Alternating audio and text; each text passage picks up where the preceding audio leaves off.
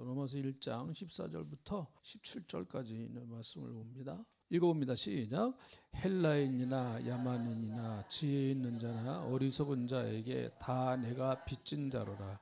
그러므로 나는 할 수 있는 대로 로마에 있는 너희에게도 복음 전하기를 원하노라.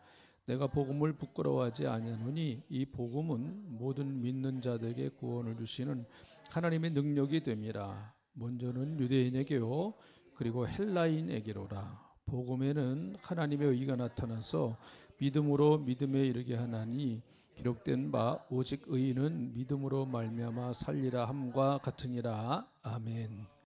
로마서는 복음의 가장 중요한 핵심을 기록해 놓은 책이죠. 14절에 보면 나는 헬라인이나 야만인이나 지혜 있는 자나 어리석은 자나 다 내가 빚진 자다 이렇게 말합니다. 복음의 빚진 자. 바울은 예수 믿기 전에 기독교를 굉장히 박해했던, 예수 믿는 사람들을 엄청 박해했던 사람이었었죠. 바울 같은 사람, 예수 믿기 전에 사울이라고 하기도 하고 뭐 바울, 사울 다 같은 의미인데 이런 사람 참 예수 믿기 어렵습니다. 정말 예수 믿기 어려운 사람이죠. 일단 그는 학식이 굉장히 많았습니다. 배운 게 많은 사람이었고 또 그리고 그의 집안은 굉장히 부유한 집안이었었다. 그렇게 많이 얘기합니다. 그는 길리기아 다소라고 하는 지역에서 태어난 사람인데 그가 로마 시민권을 가지고 있어요. 바울은 로마인이 아니었습니다. 그러니까 태어나면서부터 출생해서 로마 시민권을 받은 게 아니고 그 로마 시민권을 어떤 방법으로 취득을 했어요. 성경학자들은 그의 부모가 사업을 크게 했는데 아마 막대한 돈을 주고 로마 시민권을 취득했을 것이다. 그렇게 대부분 다 보고 있습니다. 그렇다고 하면 사실 바울은 굉장히 가정적으로도 뭐 이렇게 좀 풍요한 가정이었었죠. 또 그는 아주 열정적인 사람이고 무엇을 한번 결심하면 꼭 해내는 사람이고 굉장히 의지가 강한 사람이고 그랬습니다. 그래서 인간적으로 보면 그런 뭐 예수 믿을 아무런 근거가 없는 조건이 안 되는 사람이었는데 하나님의 그 강권적인 역사죠.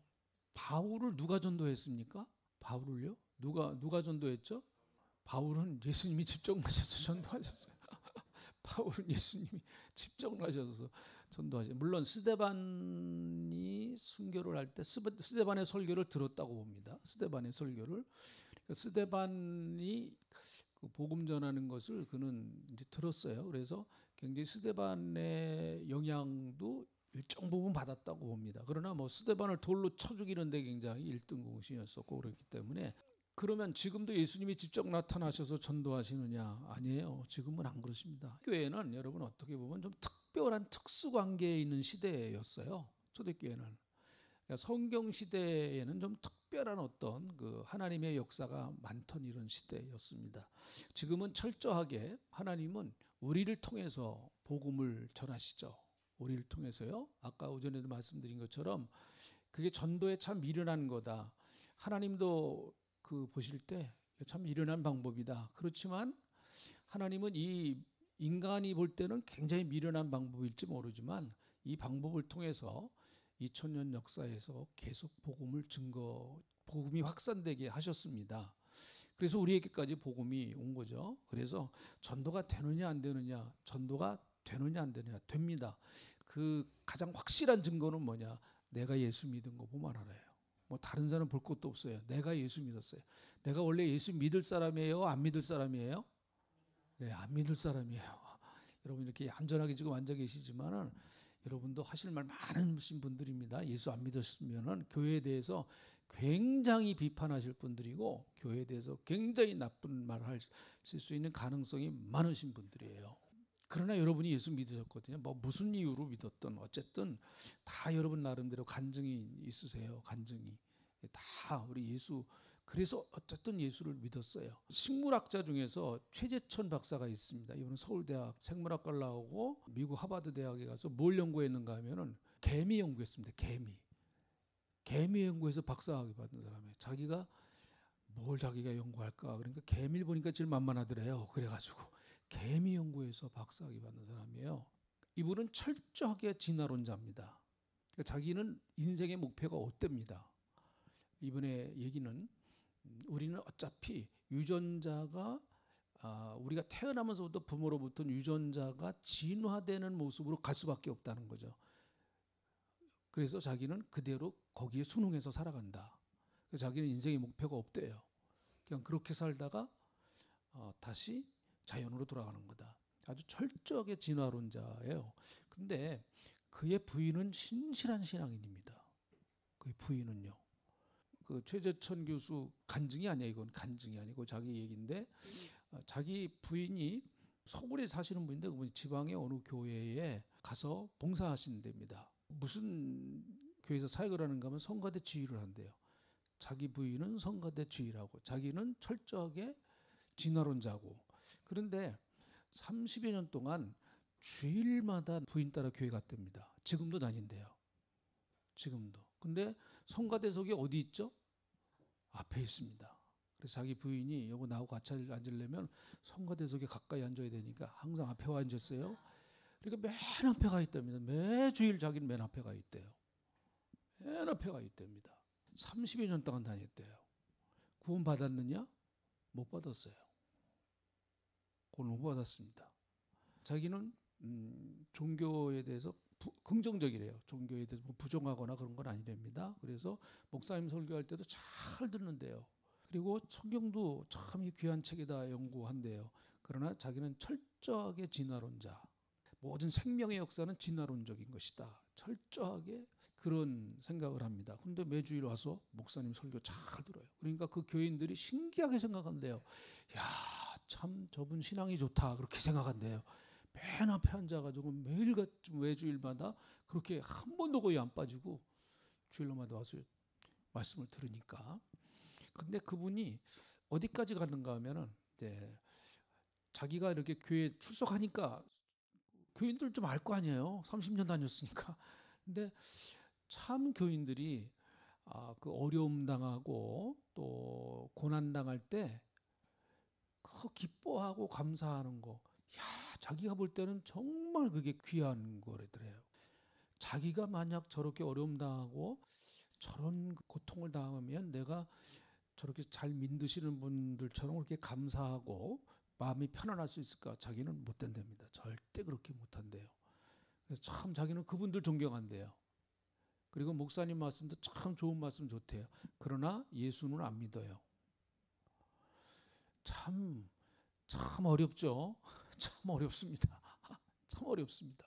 그래도 어쨌든 은혜 받을 수 있는 장소에 와서 앉아있기만 해도 일단은 감사한 건데 뭐 하나님의 어떤 역사가 있으시겠죠. 그분이 정말 예수를 믿으면은 굉장히 좋은 영향력을 미치실 분입니다. 그분이 굉장히 책도 많이 쓰고 그쪽 계통에서는 굉장히 아주 권위가 있는 분입니다. 권위가 있는 분이거든요. 복음은 참 어떻게 보면 받아들이기는 어려워요. 참. 그래서 바울이 그랬죠. 믿음은 모든 사람의 것이 아니다. 믿음은 모든 사람의 것이 아니다. 어떤 사람은 죽어도 안 믿어요. 근데 어떤 사람은 죽어도 믿어요. 참 신기하죠. 어떤 사람은 죽어도 안 믿는데 어떤 사람은 죽어도 믿어요. 예. 내가 신나래 집사 간증한 거 한번 얘기했잖아요. 기자들이 말할 때 당신은 어떻게 그렇게 신앙생활 잘하고 어떻게 그렇게 열심히 교회 다니고 참 좋은 일, 그분 좋은 일 많이 하잖아요. 많이 합니다. 자기 아들, 딸 있는데도 또 양자로 들여가지고 고아들 양자로 들여서 키우고 그래요. 네, 그리고 굉장히 그 아프리카에 있는 어려움 당하고 있는 아이들 양자로 삼아가지고 계속 보내주고 참 좋은 일 많이 해요. 그 차인표하고 둘이서 참 좋은 일 많이 합니다.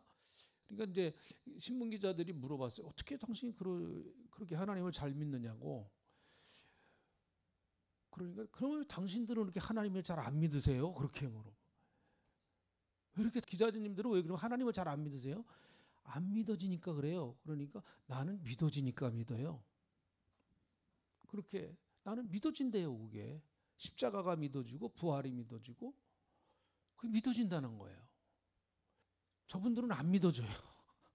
참, 요 벽이 하나 있는 건데 이제 요걸 깨트리는 게 참 어려운 거예요, 사실. 그러나 저와 여러분은 우린 빚진 자거든요. 내가 예수 믿기 전에 내가 예수 믿기까지 나한테 복음이 오기까지 수많은 과정을 거쳤어요. 그렇겠죠? 내가 알지 못하는 수많은 과정을 거쳐서 내가 예수 믿게 되었습니다. 제가 예수 믿게 된 거는 우리 어머님 영향이 많았죠. 어머님이 어쨌든 처녀 때 신앙생활 하셨었으니까 결혼하시고 못 하시다가 이제 다시 서울에 올라오셔갖고 우리 어머니도 다 해보셨대요. 굿도 해보고 점도 쳐보고 해볼 것 다 해봤답니다. 그래도 안 되니까 이제 교회 나가셨어요. 네, 그게 이제 제가 먼저 다니던 그 침례교회 나갔어요. 그래서 내가 침례교회 목사가 된 거예요. 그 다 누군가의 빚을 지고 내가 예수를 믿게 됐죠. 그래서 우리는 어쨌든 이 빚 갚는 바울이 빚을 진 사람이 누굴까요? 스데반이겠죠. 스데반. 그리고 또 그 당시에 자기가 핍박했던 사람들, 그 사람들의 빚을 진 거겠죠. 그래서 예수를 믿었습니다. 그래서 자기는 빚진 자의 심정을 가지고 계속 복음을 전한다. 그래서 할 수 있는 대로 로마에 있는 너희에게도 복음 전하기 원한다. 이렇게 말하고, 나는 복음을 부끄러워하지 않는데 이 복음은 모든 믿는 자에게 구원을 주시는 하나님의 능력이다. 이 복음은 모든 믿는 자에게 주신 하나님의 능력. 나는 그래서 예수의 십자가를 자랑한다. 그래서 17절 복음에는 하나님의 의가 나타나서 믿음으로 믿음에 이르게 하나니 기록된 바 오직 의인은 믿음으로 말미암아 살리라. 굉장히 참 여러 설명이 길게 필요한 말씀이에요. 17절 이거에. 근데 어쨌든 복음에 하나님의 의가 나타났어요. 그 하나님의 의가 뭐냐? 하나님의 의는 율법으로 이룰 수 없는, 율법으로는 하나님의 의를 이룰 수 없잖아요. 그러니까 율법으로 이룰 수 없는 예수님이 율법을 완성하신 그 하나님의 의, 그 십자가를 통해서 이루어 놓으신 하나님의 의, 그 하나님의 의가 나타났다는 거예요.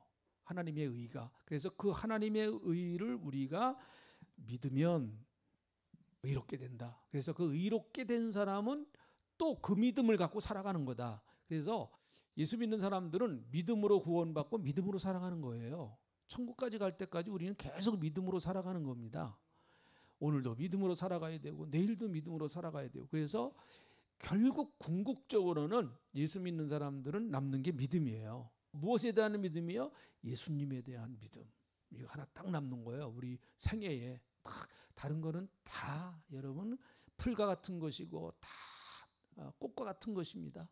다 없어질 거예요. 그런데 예수님 그 믿음 하나 딱 우리가 붙드는 거죠. 끝까지 우리가 놓칠 수 없는 그 믿음. 오직 의인은 믿음으로 산다. 그 믿음은 예수를 믿고 하나님을 신뢰하는 믿음이에요. 그래서 여러분 그 어려움 당할 때 우리는 끝까지 믿음으로 나가야 됩니다. 믿음을 포기하면 안 돼요. 끝까지 나가야 돼요.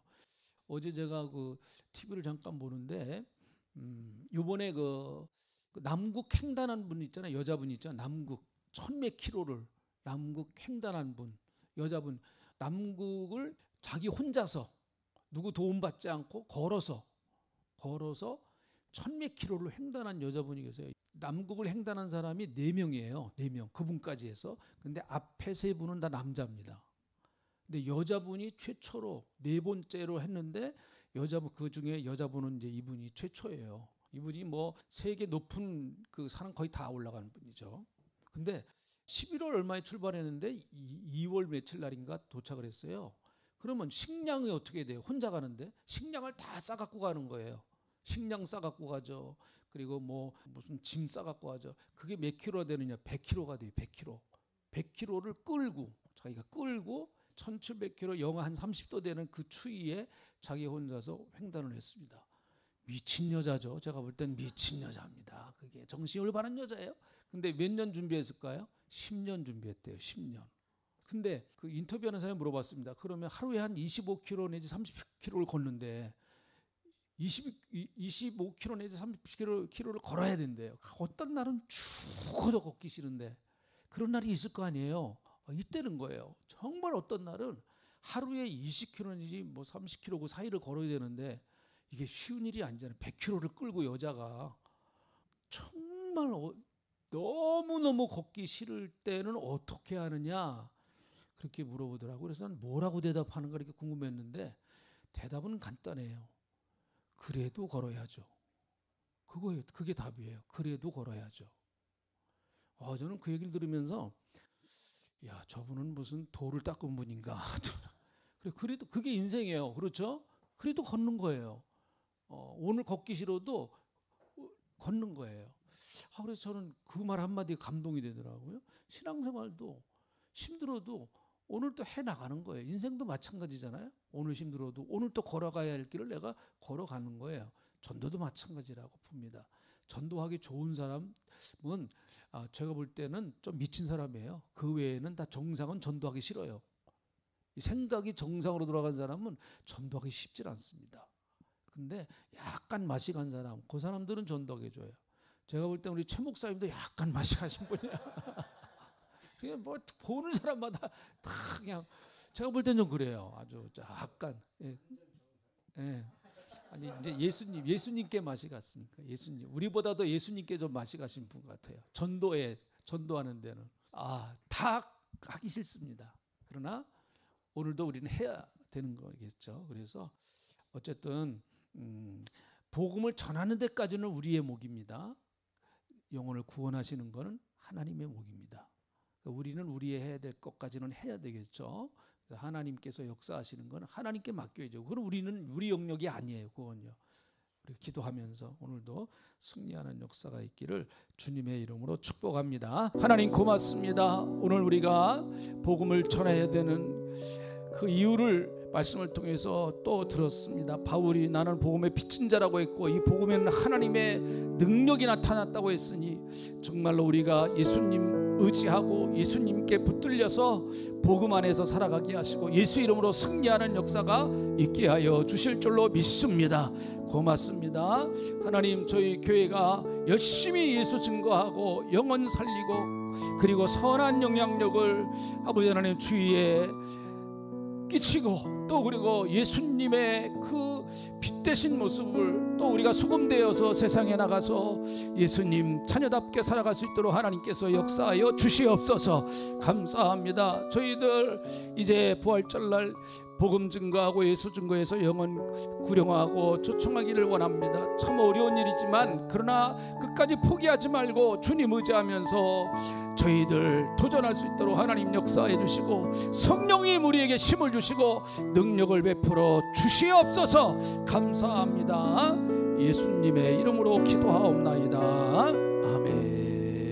지금은 우리 구주 예수 그리스도의 은혜와 아버지 하나님의 넓고 크고 만극하신 사랑하심과 성령님의 감동 감안의 역사 풍성하신 은혜가 오늘 말씀을 듣고 복음의 빚진 자로 살기 원하는 주님의 백성들 머리머리에 여러 가지 어렵고 힘든 이 나라 이 민족 위에 또 가정들 위에 가차 없이기를 간절히 축원하옵나이다. 아멘.